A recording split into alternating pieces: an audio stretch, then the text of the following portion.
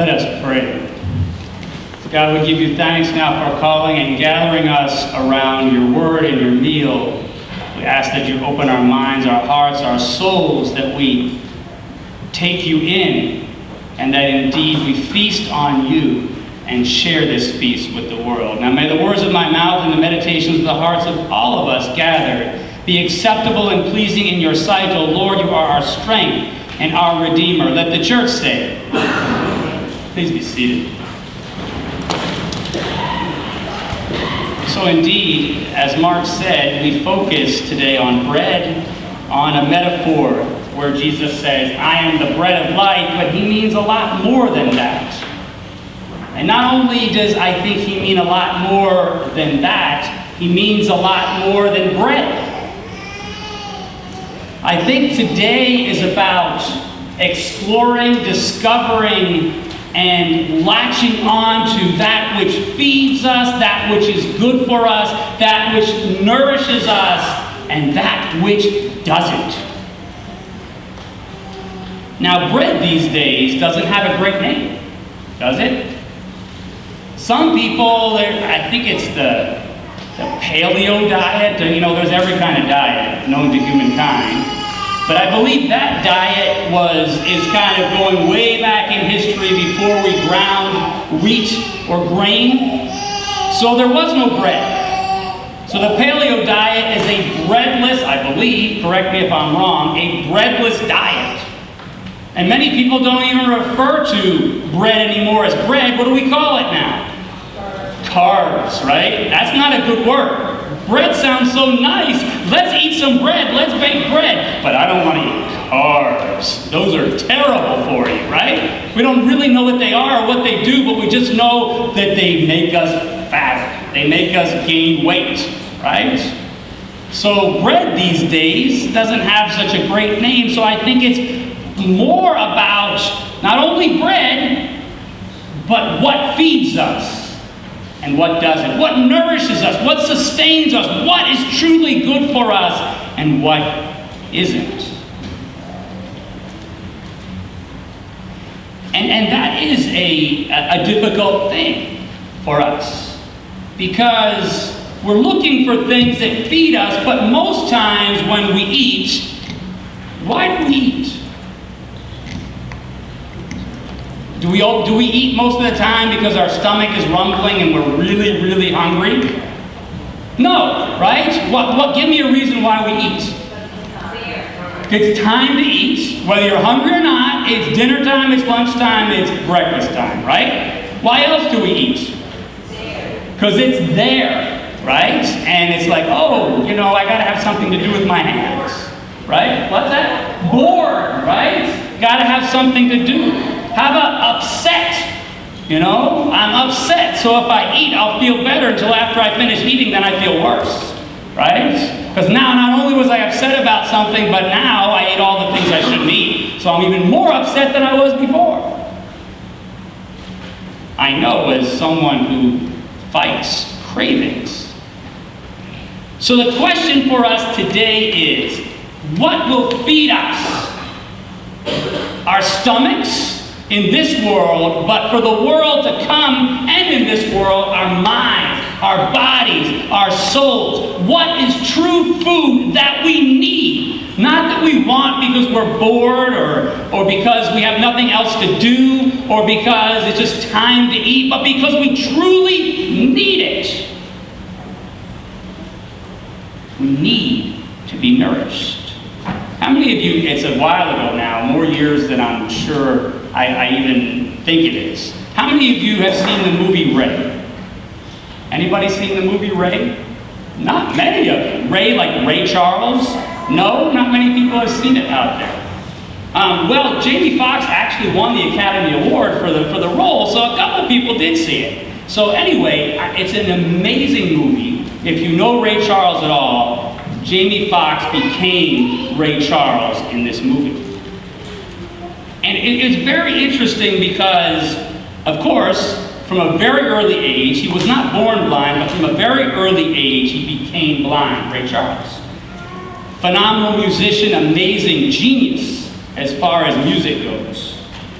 But the scene that I want to refer to is early in the movie where he's sitting with his future wife, courting her, in this fancy restaurant where they eat sweet, delicate delights, lots of carbs, lots of sugar, not the stuff you're supposed to eat, and really tasty teas also. And this seemed to be the beauty of the place. Hey, biscuits, cookies, can you get any better, and a nice cup of tea?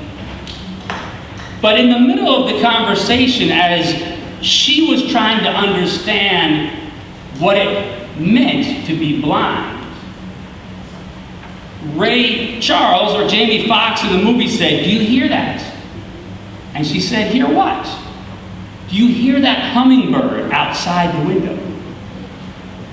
And they were in a restaurant where there were lots of people talking, dishes clinking, all kinds of noise. But through all of it, he heard the whir of the wings of a hummingbird outside the window.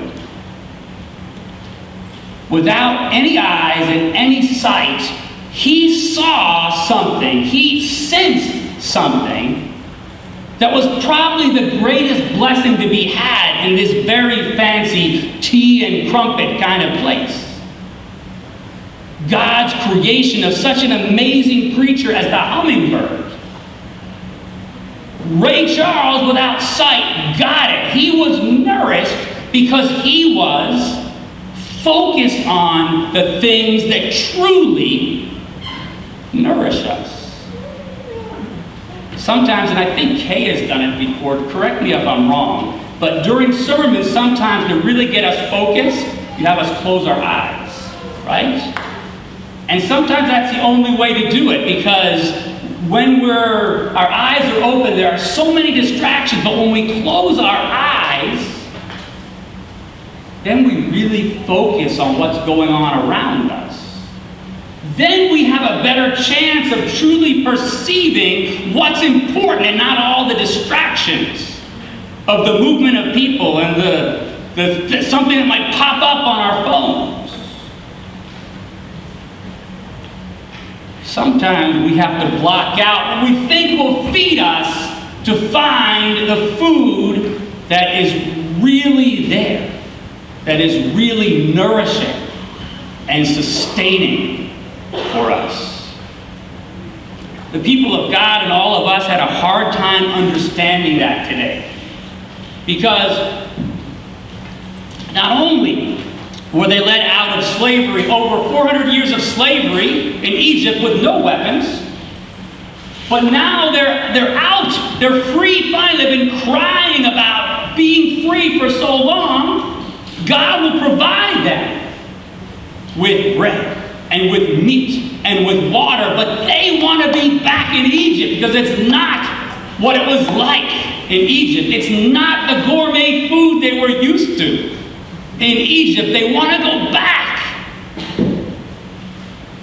In fact, when God drops the manna at Moses' behest, at Moses' request, the people go out, and what do they say when they see it? What is it? You know how we sometimes when we eat and somebody puts something before us and we say, what is that? You know, we got to know what it is before we're going to eat it. What is that? Instead of trusting that it will nourish and sustain us, that it is real food, what is it, the people say?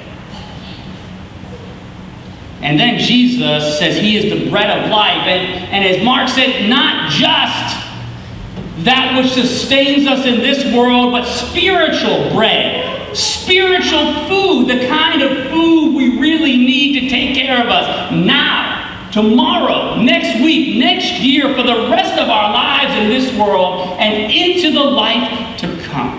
I am the bread of life. You've been looking to be satisfied in so many places, but here is where you'll find what truly fills you, nourishes you, gives you what you need to do what you need to do in this world, and grants you a place in God's eternity. But we get distracted, don't we, from what is good for us, what nourishes us, and what is just an illusion. How many of you do regular shopping out at La Cantera Shopping Center? Do a lot of your shopping? Really? I'm going with you because you must have some bucks, man. Because what I find is that usually when my wife and I go there, we walk around a lot, but the only place I ever drop any money is at the Apple store. You know, if you need another charger or something like that. Those stores, in my opinion, are pretty expensive. But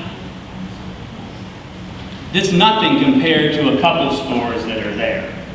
And if you shop there, more power to you.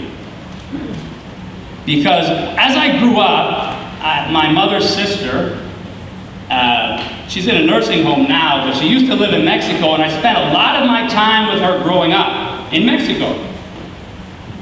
And anytime she said to my uncle, and at that time he was the breadwinner, so she wasn't working outside the home, I'm going shopping, he would get angry. Oh, I know what you're going to do. You're going to Saks Fifth Avenue. You're going into Neiman Marcus. You're going to spend all my money. How many of you have ever been in this Saks Fifth Avenue? Anybody? How many of you ever bought anything in Saks Fifth Avenue? Right, a lot fewer people, right? Well, we were window shopping last Monday. We had to kill some time. It's very rare that I can say we had to kill some time before a meeting. And so I had heard my whole life, Neiman Marcus, Saks Fifth Avenue, Neiman Marcus, Saks Fifth Avenue, the most expensive stores that there are. But because it was so gosh darn hot, we actually went in to the Holy of Holies, into Neiman Marcus. And I don't know, to me the clothes look the same as other clothes. You know, they just cost a lot more. But my eye was immediately drawn to something in the store. I couldn't believe it was there. In Neiman Marcus, the place I heard was the palace, the Taj Mahal of stores. 75% off. I was like, wow, a sale. Now this is my language, right? And the sale was on summer suits, and I can always use another summer suit. So we went over there to the suit rack. And I noticed that the people who were in attendance, kind of attending the suit rack, didn't pay attention to us. And I was thinking, well, that's pretty uppity of them. So anyway, my wife said, well, let's just check. Oh, this suit feels really nice, she said. This suit feels really nice. What's the next thing you do? Dig for the price tag, right? 75% off. Anybody guess how much it costs with 75% off?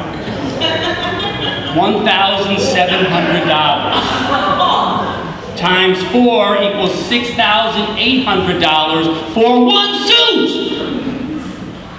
That's a crime. I can't even believe that. That has one suit cost $6,800. And people must buy it, right? Otherwise there wouldn't be a store.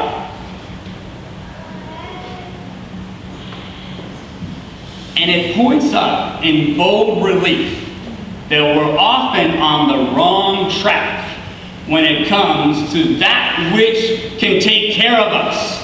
Oh yes, I bought my suit at Saks Fifth Avenue or Neiman Marcus. Aren't I something? Don't you want to look at me with awe and reverence? I'm somebody in the world. I think you're stupid if you buy a $6,800 suit.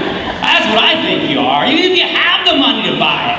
What a dumb purchase that is.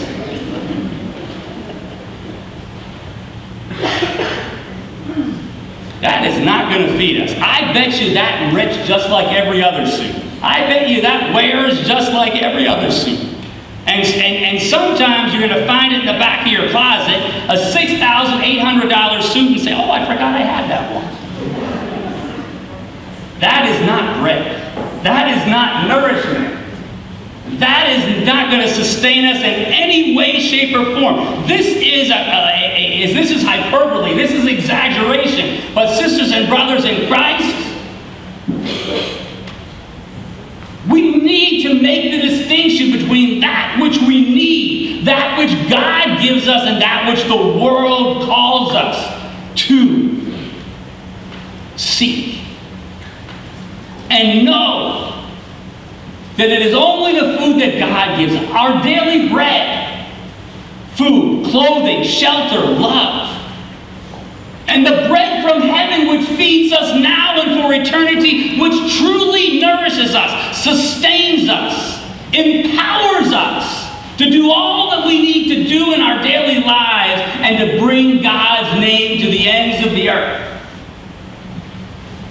And so the question for us today is, do we seek the bread of life, or do we seek food that doesn't feed? Do we seek what God gives us, or do we seek what the world gives us? If we seek what God gives us, we will not be disappointed. And as we are filled with the bread of heaven here on earth and in the life to come, let us share that this is the only thing that has true nutrition in it. When we receive it, it will take care of our minds, our bodies, and our souls for now and forever. Let us seek the bread of life, and we shall not ever be disappointed. In Jesus' name, let the church say, Amen.